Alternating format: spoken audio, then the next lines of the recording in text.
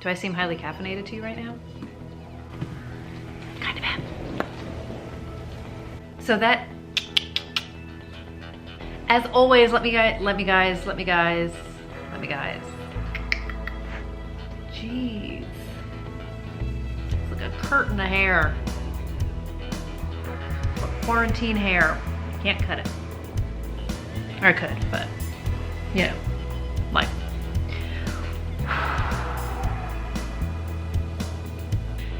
Is my camera crooked? Craptastic.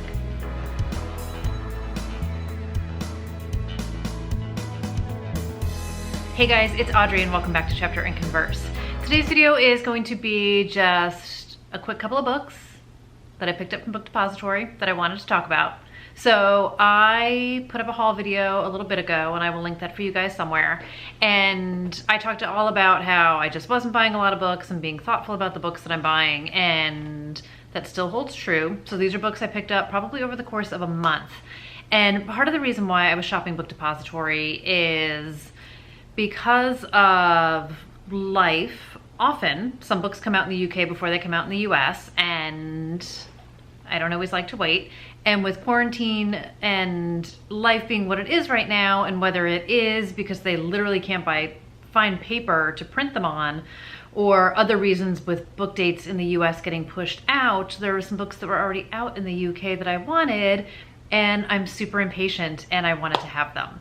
And then in the case of a different book, UK cover was better in my opinion, so I picked it up. So let's talk about some books. So the first book I picked up is The Guest List by Lucy Foley. And I know that people were able to get this in Book of the Month, which I am not a member of. And then like the date got pushed out and I had read The Hunting Party and was super obsessed, so I picked up The Guest List. So this is Lucy Foley's second book, totally standalone, but it is another isolated thriller, which I love to read.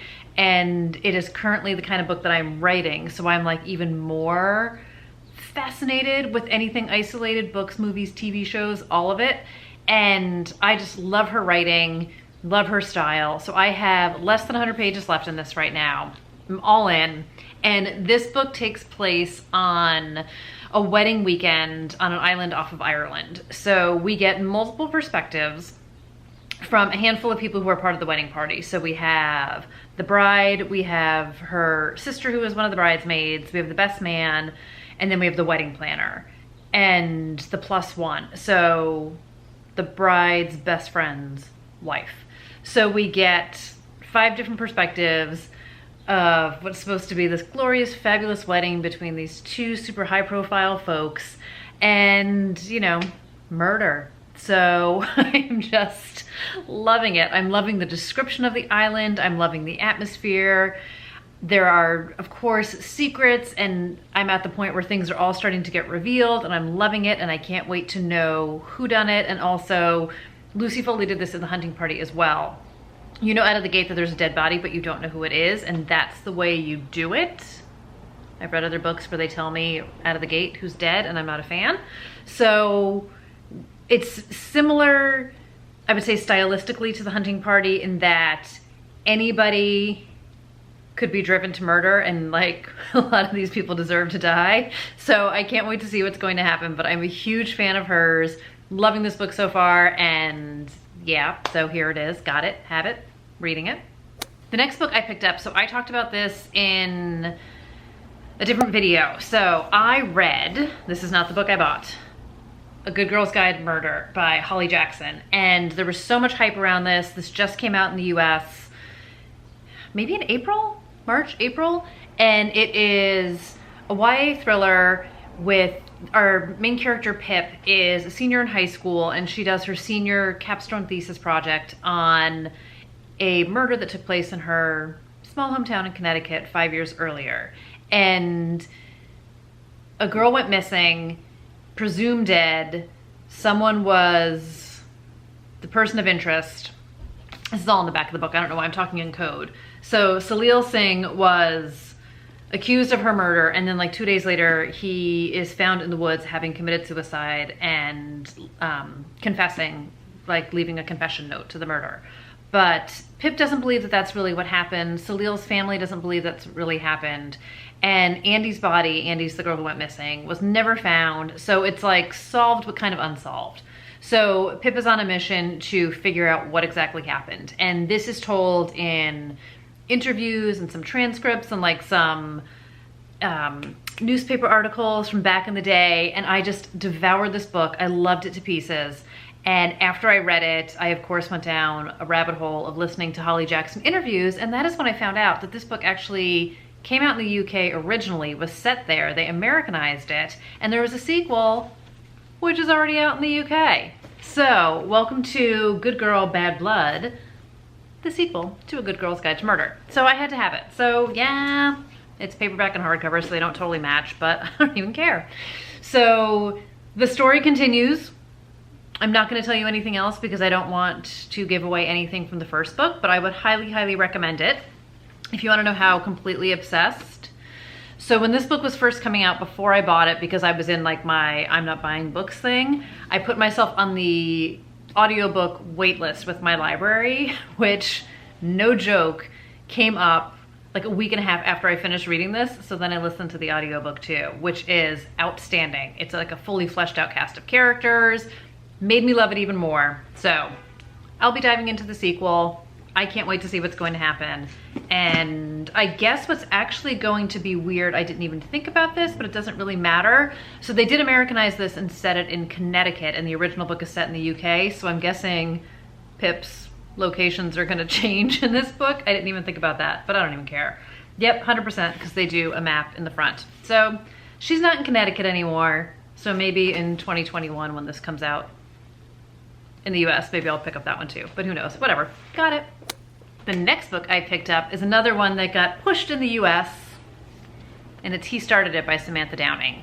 And Samantha Downing wrote My Lovely Wife, which I loved, and I've heard such great things about this book, and I'm super excited about it. And I didn't buy it because the UK cover is better, although I kind of think that it is, and I just bought it because I wanted to have it. So another thriller, twisty type of thing. And this is about three siblings, Beth, Portia, and Eddie. And their grandfather dies, and he leaves, it says, troublingly specific condition in his will. So in order for them to inherit his wealth, they have to go on a road trip that they took as children and scatter his ashes at the end of it. So my sense is that these are siblings who have not been in close touch and maybe don't have the best of relationships. And it says, this is a story about three siblings. Like any family, sometimes they don't get along. It's a story about a secret that they've all kept since they were children. It's a story about lying, a story about murder. It's a story where only one can win. And then on the inside it says, because you can't inherit the money if someone kills you first. So I'm gonna go out on a limb and say things get super messy with the sibling trio, and I am here for it. So I thoroughly enjoyed My Lovely Wife. I liked the dark, twisty characters. That was the married couple who, in order to spice up their marriage, they basically murder people. He picks them out, she picks them off. Twisty, twisty, twisty. And I thought it was a great book. I thought it was a compulsive read. So I'm very excited to see what Samantha Downing does next. And this is what she did next. So here we go.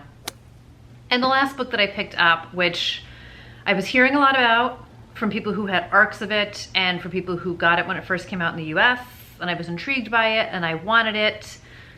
And I didn't think the cover was all that outstanding here. So while I was perusing Book Depository, I thought, well, let me see what's going on there.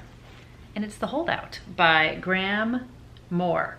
Sorry, I almost said Sophie Hannah, who has a plug on the bottom, by Graham Moore. And this is about a jury. So I feel like after I read 13 by Steve Kavanaugh last year, it has like low-key re-sparked my love for legal thrillers, and I was like dabbling. Most recently I read Defending Jacob, which has a big courtroom element to it, which I loved.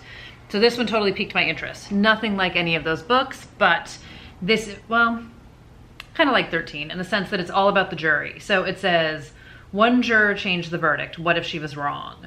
So 10, oops, the Book Depository free bookmark all the time. So 10 years ago, this group of people were on a jury together.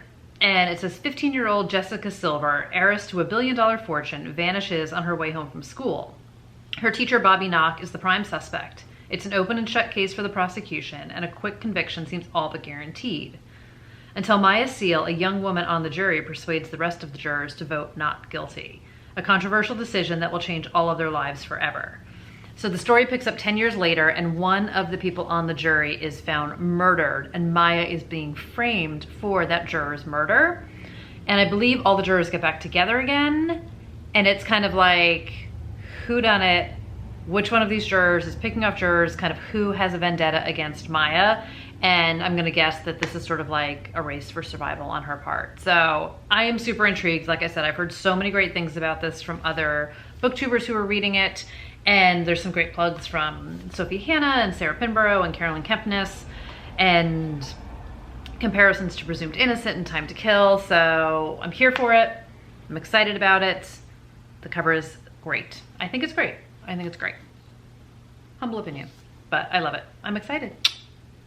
As always, let me know if you guys are reading any of these, if you have read them, if they're on your list, if you are also doing some book depository shopping to get your hands on things that you can't get your hands on here. Just let me know all the stuff down below so we can talk down there. But I hope you guys are doing really well. Thank you for spending part of your day with me. And if you like this video, give it a thumbs up. If you are new here and haven't already subscribed, it would be awesome if you do that, because then we can be friends and then you can find out when more videos are coming out. But take care, you guys. Be well, and I will see you all in the next video.